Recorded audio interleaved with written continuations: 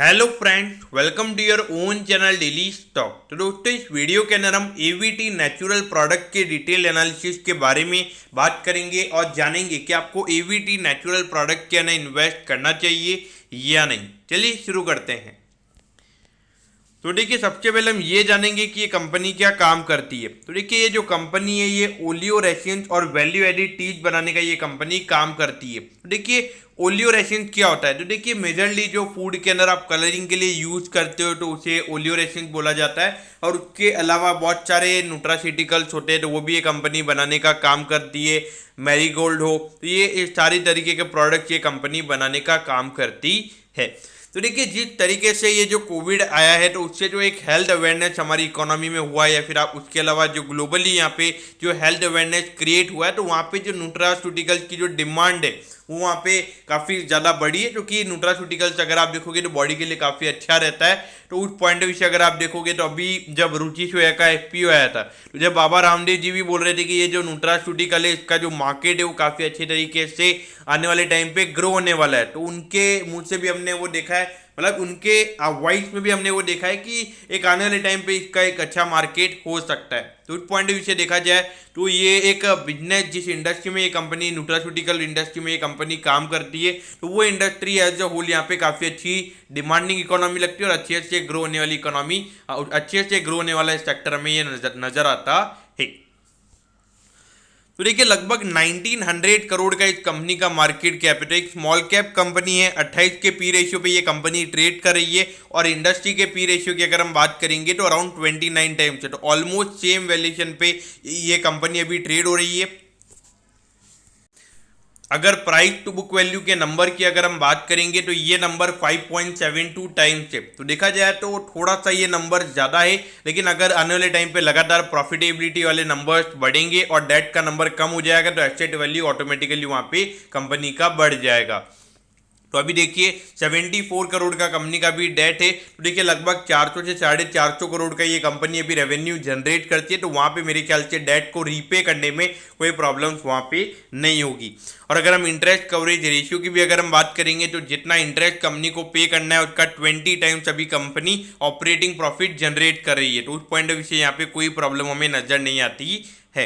अगर ROC के number की बात करेंगे तो लगभग 18% का रिटर्न ऑन कैपिटल एम्प्लॉयड का नंबर है और 15% का रिटर्न ऑन इक्विटी का नंबर है।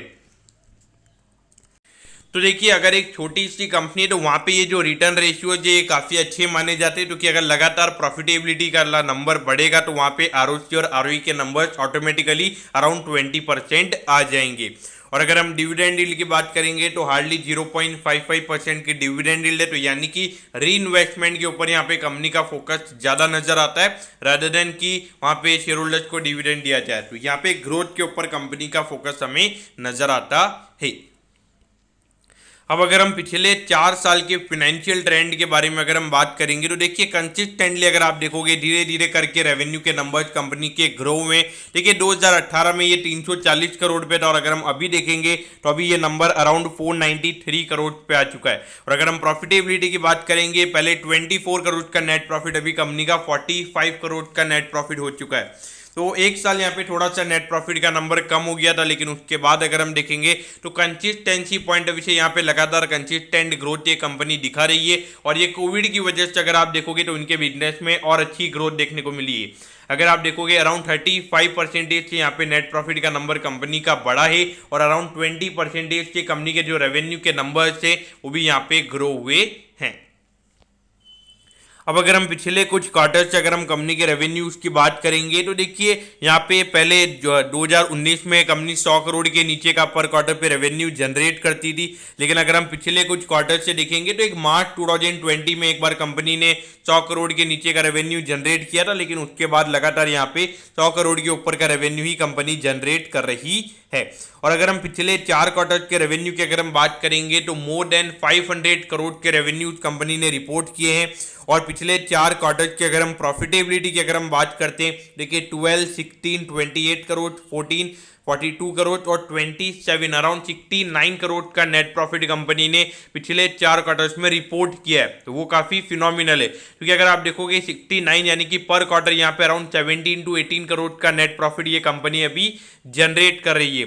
और उसमें भी अगर हम देखेंगे तो पिछला क्वार्टर एक नॉर्मल क्वार्टर था, तो वहां पे कंपनी ने 27 करोड़ का रेवेन्यू जनरेट किया था, सॉरी प्रॉफिटेबिलिटी जनरेट की थी। तो अगर 27 करोड़ का नेट प्रॉफिट अगर कंपनी हर क्वार्टर में आने वाले टाइम पे अगर रिपोर्ट करती है, तो वहां पे अराउंड 108 करोड़ का नेट प्रॉफिट कंपनी का हो जाएगा, और जो पी रेशियो का नंबर हो जाएगा वो सीधा 18 टाइम्स हो जाएगा। तो वहां पर भी अगर हम 30 टाइम्स का वैल्यूएशन अगर कंपनी का मान के चलते तो वहां पे अराउंड 3200 करोड़ का मार्केट कैप कंपनी का वहां पे हो सकता है, यानी कि जो भी करंट मार्केट प्राइस है उसके मुकाबले 50% से भी ज्यादा का मार्केट कैप वहां पे इस कंपनी का हो सकता है। और यहाँ पे जो शेयर होल्डिंग पैटर्न की अगर हम बात करेंगे तो वो भी कंपनी का काफी फिनोमिनल है। अगर आप देखोगे 74.65% की होल्डिंग यहाँ पे जून 2019 के अंदर थी, फिर उसके बाद में यहाँ पे प्रमोटर्स ने 0.16% से अपनी होल्डिंग को बढ़ाया था, और उसके बाद फिर से 0.15% से उन्होंने अपनी होल्डिंग को बढ़ाया था। और रिसेंटली अगर हम देखेंगे तो सितंबर 2021 में भी उन्होंने अपनी होल्डिंग को 0.04% से यहाँ पे बढ़ाया है। तो देखिए यहाँ पे 75% सेबी का लिमिट है कि 75% से ज्यादा की प्रमोटर्स होल्डिंग नहीं हो सकती, 25% पब्लिक के पास होना चाहिए। तो उस पॉइंट ऑफ व्यू से अगर हम देखेंगे तो ये जो 75% वाला ये जो नंबर है ये कंपनी का टच हो चुका है, तो यहाँ से प्रमोटर्स की होल्डिंग बढ़ नहीं सकती, वो सिर्फ कम हो सकती है। तो ये एक्सपेक्ट मत कीजिएगा कि प्रमोटर्स अब यहाँ पे और होल्डिंग बढ़ाएंगे। और अगर हम यहाँ पे डीआईएच की बात करेंगे तो डीआईएच ने भी यहाँ पे पिछले क्वार्टर में अगर हम देखेंगे तो 0.05% की अपनी होल्डिंग को बढ़ाया है। अगर डीआईएच की बात करेंगे तो उनकी होल्डिंग थोड़ी सी यहाँ पे दिसंबर 2021 में कम हुई थी, लेकिन ये हमें ज़्यादा यहाँ पे फोकस नहीं करना चाहिए। अगर रिटेल इन्वेस्टर्स की होल्डिंग की अगर हम बात करेंगे तो बाकी की जो पूरी ऑलमोस्ट की जो होल्डिंग है वो रिटेल इन्वेस्टर्स के पास ही हमें नजर आती है। अब देखिए यहाँ पे जो कंपनी के कंपटीटर्स की अगर हम बात करेंगे तो देखिए रुचि सोया ये जो कंपनी है इसका नाम यहाँ पे इसलिए दिया हुआ है क्योंकि वो कंपनी भी अभी न्यूट्रास्यूटिकल्स में वो कंपनी काम करती है, और ये कंपनी भी जो न्यूट्रास्यूटिकल्स है उसके अंदर ये कंपनी भी काम करती है। देखिए अगर हम वैल्यूएशन पैरामीटर्स की अगर हम बात करेंगे तो गुजरात अंबुजा एक्सपोर्ट्स ये जो कंपनी है इसका हमने एनालिसिस आपके लिए ऑलरेडी बना रखा है, तो ये वीडियो आप जाके देख सकते हो। लेकिन फिर भी यहाँ पे गुजरात अंबुजा में कंसिस्टेंट ग्रोथ नहीं है, तो इसीलिए उसका पी रेशियो इतना कम है। लेकिन अगर हम बाकी की कंपनीज की बात करेंगे गोकुल एग्रो रिसोर्सेज को हटा के, वहां पर अगर आप देखोगे तो पी रेशियो के नंबर काफी ज्यादा है। तो उनके कंपैरिजन में अगर ये कंपनी की अगर हम बात करेंगे, अगर कंसिस्टेंट ग्रोथ अगर ये कंपनी आने वाले टाइम पे दिखाती है तो ये इंडिकेशन है कि लगभग 50 का पी रेशियो मार्केट इस कंपनी को दे सकता है। उस पॉइंट ऑफ व्यू से देखा जाए तो अभी अराउंड 28 के यानी कि ऑलमोस्ट डबल के पी रेशियो पे मार्केट इसे लेके जा सकता है। तो देखिए 126 पे ये स्टॉक अभी ट्रेड हो रहा है। देखा जाए तो काफ़ी अच्छे रिटर्न्स इसने दिए हैं पिछले 5 साल में। लेकिन देखा जाए जिस तरीके से इसका जो मेन रिस्क जो मुझे नज़र आता है वो ये है कि न्यूट्रास्यूटिकल वाला ये जो मार्केट है यहाँ पे बहुत ज़्यादा कंपनीज अभी काम करती है, तो ये एक बहुत बड़ा कंपिटिटिव मार्केट हमें नज़र आता है। और इसके अलावा यहाँ पे रेनफॉल के ऊपर काफ़ी ज़्यादा फोकस होता है, क्योंकि जो कंपनी के प्रोडक्ट्स हैं तो वहाँ पे अगर क्लाइमेट चेंजेस में अगर ज़्यादा क्लाइमेट चेंज वगैरह हो रहा है तो उस पॉइंट ऑफ व्यू से इनके प्रोडक्ट पे एक फ़र्क पड़ सकता है, और वहाँ पे कुछ प्रोडक्ट्स पे इन पे प्रोडक्शन फैसिलिटी पे भी उनके फ़र्क पड़ सकता है। तो देखा जाए तो ये बहुत बड़े रिस्क नज़र आ रहा है। पिछले कुछ टाइम से अगर आप देखोगे तो क्लाइमेट की प्रॉब्लम नज़र आ रही है, तो उस पॉइंट ऑफ व्यू से देखा जाए तो ये 2-3 बड़े रिस्क है। लेकिन मेरे ख्याल से ये रिस्क के लिए कंपनी कुछ ना कुछ नए सॉल्यूशन यहाँ पे निकालेगी, और ये जो पूरा न्यूट्रास्यूटिकल वाला जो मार्केट है यहाँ पे अपॉर्चुनिटीज काफ़ी ज़्यादा है। मैं मानता हूँ कि कॉम्पिटिटिव मार्केट में ये कंपनी अभी काम कर रही है, तो देखिए यहाँ पे अपॉर्चुनिटीज काफ़ी ज़्यादा होंगी, तो वहाँ पे बहुत ज़्यादा कंपनीज काम करेंगी। लेकिन वहाँ पे एग्जैक्टली विनर कौन होगा? विनर वो होगा क्योंकि एक अच्छे प्राइस पे अगर बेटर प्रोडक्ट कस्टमर को देगा तो वो वहाँ पे विनर होता हुआ नजर आएगा। और उसके अलावा अगर आप देखोगे मैंने एक चीज़ यहाँ पे नहीं बताई, वो ये है कि जो एनिमल्स को फीड करने के लिए यानी कि जो एनिमल्स के हेल्थ के लिए भी जो प्रोडक्ट्स होते हैं नेचुरल प्रोडक्ट, तो वो ये कंपनी बनाने का काम करती है। देखा जाए अपॉर्चुनिटी वाइज अपॉर्चुनिटी काफ़ी अच्छी नज़र आती है।